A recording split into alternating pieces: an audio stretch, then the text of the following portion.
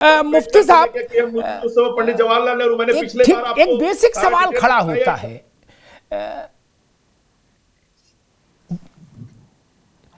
Christians की ओर से minority केवल मुसलमान नहीं भारत में, ठीक, इससे आप भी सहमत और मैं भी सहमत हूं, तथ्य है। क्रिश्चियंस की ओर से इसके विरोध में कोई मीटिंग हो रही है? नहीं। कहीं हंगामा मच रहा? नहीं। बौद्धों के यहां से इसका हंगामा मच रहा है? नहीं। जैनों के यहां, जैनी भी हमारे यहां लिस्टेड है माइनॉरिटीज में, कहीं हंगामा मच रहा है? नहीं। केवल सारी समस्या मुसलमान में ही क्यों है भाई? माइनॉरिटी तो सब है। और किसी के पूजा पद्धति में जब हस्तक्षेप नहीं है शासन का, विधि का, कोई 5 बार पढ़े नमाज, कोई 1 बार पढ़े, कोई दिन भर पढ़े, कोई कतई ना पढ़े, ये उसका मन, इसका ऐसा तो कोई नियम बन नहीं रहा। नियम बन रहा है शादी का, तलाक का, भरण पोषण का, संतान के अधिकार का, संतान के गोद लेने की विधि सम्मत व्यवस्था का, यही ना। और सारी शादियां रजिस्ट्रेशन में जाएं, उसके थ्रू जाएं। और तीसरी बात यह कि बच्चियों की शादी की देश भर में एक आयु हो, एक अवस्था हो, इतनी सी तो बात है। मौलाना साहब, इसमें क्या समस्या है? देखिए, 23 चैप्टर और 511 धाराएं आईपीसी की हैं, 37 चैप्टर 484 सीआरपीसी की धाराएं देश में सब पर लागू होती है, हिंदू और मुसलमान पर। वो जिनको इस्लाम का ज्ञान नहीं है उनको इस्लाम का ज्ञान देने की जरूरत नहीं है। मैं जैसे विद्वान अपनी कम्युनिटी में पढ़े, अब वो पलट करके हलाला पढ़ा है, मैं पलट करके अगर उल्टा जवाब दूं कि आपकी 10 लाख महिलाएं पढ़ी हैं जिनको उनके पतियों ने तलाक भी नहीं दिया, रखा भी नहीं, कोर्ट लंबी है, उस पर आपने क्या किया? तो आप हलाला पर मत जाइए। हलाला खूब पढ़ता है और इस्लाम के अंदर नाजायज है, आप इस्लाम पर अटैक मत करिए। हम जैसे विद्वान हैं अपनी कम्युनिटी के अंदर रिफॉर्म कर रहे हैं। मेरे कहने का मतलब है मुसलमानों को 2 बातों का कंफ्यूजन है। एक, बहु विवाह छोड़िए, हमारे पास 1.9 है और गैर मुस्लिम के पास 1.3 है। मुसलमानों का बहु विवाह इश्यू नहीं है, मुसलमानों का इश्यू है बच्चियों को क्या देना है। एक मिनट सुनिए, हमारे पास क्या है, बच्चों का 2 हिस्सा है, बच्चियों का 1 हिस्सा है। इसलिए कि जब हम शादी कर देते हैं, बच्ची चली जाती है तो माँ बाप की जिम्मेदारी बच्चे पर आती है। तो बच्चे का जायदाद में 2 हिस्सा है, बच्ची का 1 हिस्सा है, क्योंकि माँ बाप की जो जिम्मेदारी है, खर्चा है, बच्चे करेंगे, बच्ची नहीं करेगी। मुसलमानों को विरासत पर उलझन है, मुसलमानों को तलाक पर उलझन है। तलाक क्या है कि हमारी मुसलमानों को भी आज़ादी है, औरतों को भी आज़ादी है कि वो खुला ले ले, खुला ले सकती है, काजी के पास जाए, बताए कि भाई ये वजह है और इन वजहों से हमारा शोहर जुल्म ज्यादती करता है, तो तलाक लेने की गुंजाइश है। अगर एक कानून बनता है, देखिए मैं कहता हूँ कि मुसलमान जितना विरोध करेंगे जल्दी कानून बनेगा। मुसलमानों का एक विरोध है, देश के नागरिक की हैसियत से अब विरोध का कोई मतलब नहीं। एक बात और है, केजरीवाल का उलट पुलट होना यह स्वाभाविक है। 20 लाख करोड़ का जैसे ही घोटाले का प्रधानमंत्री ने ऐलान किया, बहुत सारे लोग अभी छोड़ करके जाएंगे, सभी जाएंगे सिवाय कांग्रेस के। मैं कहता हूँ कांग्रेस भी चली जाएगी तो हमारा कोई विरोध नहीं। इतना ही विरासत है, तलाक है, खुला है, हमारा विरोध है, मगर ऐसा विरोध नहीं कि हम सड़कों पे आएंगे। अगर सरकार कानून लाना चाहती लाए, मगर समन्वय बिठाए पाएगी देश में। ठीक है मुफ्ती साहब, ठीक है, मैं कहता हूँ जी मुफ्ती साहब अभी रुकना होगा। ठीक, मैं मुफ्ती साहब को, आनंद जी अभी रुक जाइए, हमारे यहाँ नहीं होता। ठीक, एक बार रुको आनंद, अभी रुको भाई। मैं एक बात कहूं, दुनिया के जितने भी धर्मों के पर्सनल लॉज हैं सब में है। भारत को इस बात पर गर्व है कि जब पूरा देश हिंदू पर्सनल लॉज में उलझा था, जकड़ा था सदियों से, एक झटके में हमने उन सब को किनारे कर दिया और एक कानून के दायरे में खुद को इस देश की 85% आबादी ने खड़ा कर लिया। जवाहरलाल नेहरू के कहने पर हिंदू कोड बिल लागू कर दिया। सारे पर्सनल लॉज में संशोधन हुए, इस्लाम ने खिड़की नहीं खोली। अगर खिड़की खोल दी होती कभी तो आज ये स्थिति ही नहीं पैदा होती। आप अड़े रहे कि नहीं हम खटोला यहीं बिछेगा, यही स्थिति है, यही दुनिया के। मुफ्ती साहब एक मिनट रुक जाइए, जब आपका अवसर आए तो बताइएगा। दुनिया के आप, भारत तो इस्लामिक देश नहीं है, भारत इस्लामिक देश नहीं है, हिंदू राष्ट्र भी नहीं और इस्लामिक देश भी नहीं। लेकिन जो 100% इस्लामिक देश हैं, उन्होंने भी अपने पर्सनल लॉज खोल दिए तब। और जिनको यहां यह आपत्ति है कि हिंदुस्तान में शरीयत पर में हस्तक्षेप हो रहा है, आप ब्रिटेन जाते हैं, आप अमेरिका जाते हैं, आप फ्रांस जाते हैं, वहां शरीयत लागू है। वहां जाते हैं, सिर झुका के नौकरी भी करते हैं, छोटी बड़ी। वहां तो कोई हल्ला नहीं मचाता। हल्ला मचाओगे डिपोर्ट कर देंगे, डिपोर्ट कर देंगे वीजा कैंसिल करके। किसी ने हल्ला मचाया, कोई धरना प्रदर्शन हुआ वहां? नहीं ना। ये मसला है। खैर, रावत साहब, बार बार कहा जा रहा है कि, और मुझे लगता है ये एक चातुर्य है, जैसे लालू प्रसाद जी की पार्टी भी कह रही है, उसके मन में क्या है सबको पता, लेकिन वो सामने बोल रही है हम तो आदिवासियों के लिए चिंतित हैं, हिंदू फिरके में जो तमाम वर्ग हैं। और ऐसे ही ज्यादातर लोग बोल रहे हैं, और कई मुस्लिम लीडर्स भी, ओवैसी जैसे लीडर्स भी बंदूक रख रहे हैं आदिवासी के कंधे पर। मैं आदिवासियों के कुनबे से विरोध ही नहीं अभी तक ढूंढ पाया कि किसी आदिवासी समूह ने कहा हो कि भाई ये ऐसा यूनिफॉर्म सिविल कोड आ जाएगा तो हम लोग दुखी हो जाएंगे। फिर ये क्या मसला है राव साहब?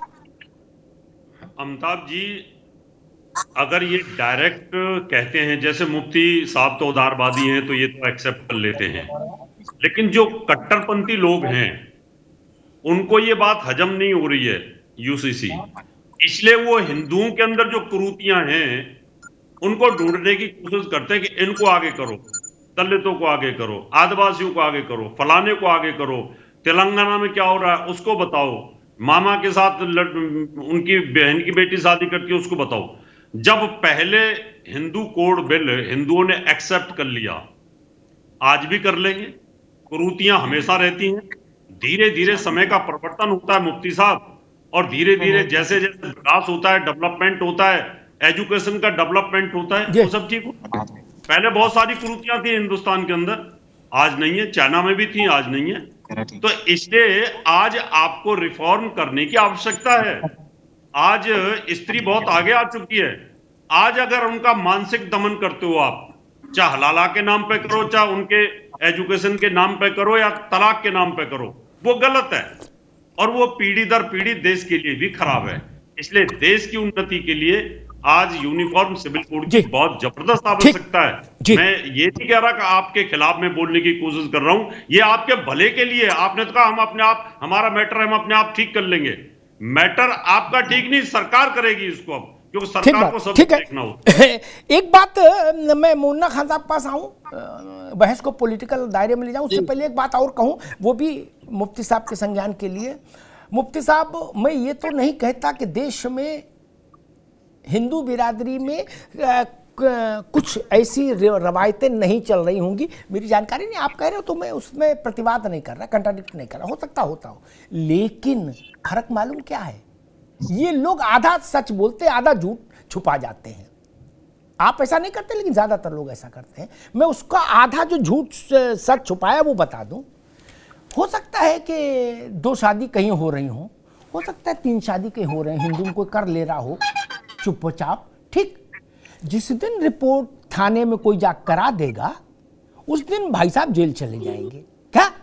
क्योंकि भारत के कानून से आच्छादित हैं, बिना विधिवत तलाक के दूसरी शादी नहीं हो सकती। घर में रार नहीं है, पड़ोसियों से भी आपका प्यार व्यवहार है, आप चुप्पे से 3 शादी करे बैठे हो सकता कोई रखे हो, लेकिन जिस दिन रिपोर्ट हो जाएगी थाने में, उस दिन जेल जाएगा। मैं वही तो कह रहा हूं, आप भी चुपचाप 4 कर लेना, लेकिन रिपोर्ट कोई करा दे तो जेल जाना हो, यही तो यूसीसी है। 302 आदमी को मारेंगे, ठीक है, सजा होगी आपको, ठीक है, हम सजा भुगतने को तैयार है, तो मार दो। ऐसे लोग कर रहे हैं ना, तो कानून नहीं रहे क्या? ये बताने की कोशिश नहीं करो कि मणिपुर में क्या हो रहा है। मणिपुर में भी मणिपुर वाले के खिलाफ मुकदमा लिखाइए, जेल जाएगा। मणिपुर क्या होता है? कहीं एग्जम्पशन नहीं है, ठीक। अब रुकना होगा। मुन्ना खान साहब, मुफ्ती साहब ने एक बात कही, उन्होंने कहा कि अग्निहोत्री जी, कल जो प्रधानमंत्री ने पटना में 20 लाख करोड़ का तबसरा किया है, ये उसी का नजला है जो गिर रहा है। पहला विकेट केजरीवाल जी का। मामला ऐसा है क्या? तो फिर एकते बेकार हो गई सब। 20 लाख करोड़ का जो घपला घोटाला है। अमिताभ जी, अगर मैं जवाब अपना पूरा कर सकूं, हमें समय देना जी जी जी जी। जवाब के टाइम में आप रोक देते, फिर वो जवाब मैं दे नहीं पाता हूं। पहली बात तो यह कि सरकार अब तक ड्राफ्ट नहीं लाई है। ड्राफ्ट लाई है क्या? मैं बीजेपी के प्रवक्ताओं से पूछना चाहता हूं। नहीं, ये सरकार की आदत है। ये सरकार डरा रहा है। ये अभी हर जगह पैमाना नाप रहा है कि कहां पे कितना पानी है, किस राज्य से कितने विरोध आ रहे। क्यों? क्योंकि जो गहन मुद्दे हैं उसे दबाने की कोशिश हो रही है। अभी हमारे बीजेपी के प्रवक्ता लक्ष्यदार भाषण दे रहे थे कि सरकार की मंशा 2014 से नियत और नीति साफ है। भाई साहब, क्या मजदूरों के लिए भी नियत साफ है? महिलाओं के लिए भी नियत साफ है? व्यापारियों के लिए भी नियत साफ है? तो ये देखने वाली बात है। दूसरी बात जो सबसे बड़ी अहम बात है कि विरोध करेगा, क्योंकि एक सिर्फ मुस्लिम समाज की बात नहीं है, कई ऐसे समाज है जो इसके दायरे में आते हैं। दूसरी बात कि समाज के अंदर से आवाज आपको नहीं आई है। अगर राजा राम मोहन राय की बात की जाए, उन्होंने की थी तो समाज के अंदर से आवाज आई थी, लेकिन मुस्लिम समाज से कभी भी ये आवाज नहीं आई कि जो हमारा कानून है, जो शरिया, उसमें करेक्शन किया जाए। यही तो गलत है, इसीलिए अब करना पड़ेगा। उनकी आवाज नहीं आई, हम तो इंतजार करते रहे 75 साल। बोलो बोलो बोलो, वो नहीं बोले तो सरकार बोल रही है। क्या दिक्कत है? पार्लियामेंट कार्रवाई नहीं करती, और जिसकी मांग नहीं है फटे में ढोल बजाने की आदत है। सरकार की फटे में ढोल बजाने की आदत है। मुस्लिम लॉ पर्सनल लॉ बोर्ड के अंदर से आवाज नहीं आई कभी का हमें सुधार करें। बेवजह की तूल दे रहे हैं। अरे सुधार करें, आप मजदूरों की मजदूरी सुधार करें, देश में महंगाई सुधार करें, बेरोजगारी सुधार करें, इन बातों में सुधार करें। नहीं 2024 का प्रोपगंडा और पॉलिटिकल ड्रामा आपको करने की जरूरत नहीं है। जनता इतनी खान साहब, आप एक मिनट समझ चुकी है सारी बातों को। आपने अच्छे से अपनी बात रखी।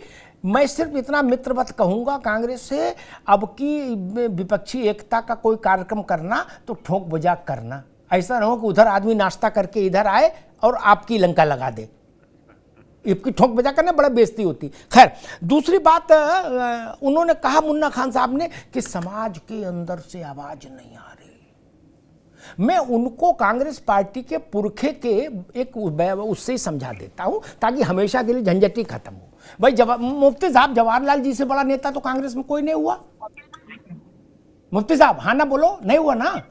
नहीं। ठीक।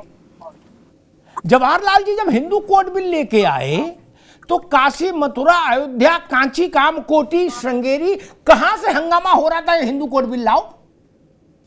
उल्टा विरोध और हुआ कि भाई सरकार कौन होती है सब पंचायत करने वाली? क्या जवाहरलाल जी ने कहा बिल्कुल होती सरकार, और वो ले आए। हालांकि जवाहरलाल जी ने यह भी झूठ बोला, मैं बहुत जिम्मेदारी से कह रहा हूं, कि हिंदू कोड बिल बना दो, हम मुस्लिम पर्सनल लॉ को भी मुस्लिम कोड बिल में लाएंगे पार्लियामेंट के दरवाजे के अंदर। लेकिन वो नहीं लाए कभी। फिर उन्होंने एक इंटरव्यू दे दिया विदेशी पत्रकार को, कहा हम मुस्लिमों के कानूनों से छेड़छाड़ नहीं करते। ठीक, कहा उन्होंने कुछ था, किया कुछ। ये एक बात हमेशा के लिए ध्यान रखनी चाहिए कांग्रेस को। आपके अंदर से आवाज नहीं आ रही, बच्चा नहीं दवा मांग रहा है तो अम्मा बाप दवा नहीं देंगे? बीमार होता रहे बच्चा, बोले बच्चा ने मांगी दवा, अरे बच्चा है इसलिए तो दवा नहीं मांग रहा है। बड़े बूढ़ों को दवा देनी पड़ेगी। मसला ये। आनंद जी, कांग्रेस कह रही है कि भाई अंदर से कोई आवाज ही नहीं आ रही, आप क्यों कर रहे? मैं समझ नहीं पा रहा, हिंदू कोड बिल के समय पूरे देश में कहां प्रदर्शन हो रहा था कि हिंदू कोड बिल लाओ जवाहरलाल जी? देखिए, जिनके अंतरात्मा की आवाज मर चुकी हो तो उन्हें ना अंदर की आवाज सुनाई देती है ना बाहर की आवाज सुनाई देती है। कांग्रेस की अंतरात्मा की आवाज मर चुकी है। कांग्रेस जो है, कांग्रेस सिर्फ और सिर्फ एक चलता फिरता शरीर है जिसकी आत्मा मर चुकी है। एक चीज। दूसरी चीज, इन्होंने कहा कि ड्राफ्ट क्यों नहीं आया। अरे साहब, ड्राफ्ट भी आएगा। अभी तो लॉ कमीशन ने सुझाव मांगा है। सवाल उठ रहा है। अभी तो लॉ कमीशन ने सुझाव मांगा है। बराक ओबामा वो सवाल खड़ा कर रहे हैं मोदी के नियत और नीति पे, तब तो आपको शर्म नहीं आएगा। नहीं, तब तो आपको शर्म नहीं आती। आपकी पार्टी उस पे सुझाव रख सकती है। आप जाइए सुझाव रखिए, उस पर अत्याचार हो रहे हैं। समस्या ये नहीं, आपको सुझाव नहीं रखना, आपको तो विवाद करना। प्रधानमंत्री जी अमेरिका से उतरते हैं, सुझाव पर तो आप जाने नहीं चाहते हैं। अमिताभ जी कृपया मुझे बोलने का नहीं, केवल केवल केवल केवल आनंद दुबे की आवाज जाएगी, अभी मुन्ना खान की आवाज नहीं जाएगी, केवल आनंद दुबे की आवाज। जी हाँ, मैं ये कहना चाहता हूं, ये सुझाव देना ही नहीं चाहते, ये तो विवाद करना चाहते हैं, क्योंकि इनकी राजनीति तुष्टीकरण पे आधारित है, हमारी राजनीति संतुष्टीकरण पे आधारित है। पंडित दीनदयाल उपाध्याय जी कहते थे, मुसलमानों को न पुरस्कृत करो न तिरस्कृत करो, बल्कि उनको परिष्कृत करो। अगर कहीं कोई कमी है तो उस पर मिल बैठ के उसे दूर करने की आवश्यकता है।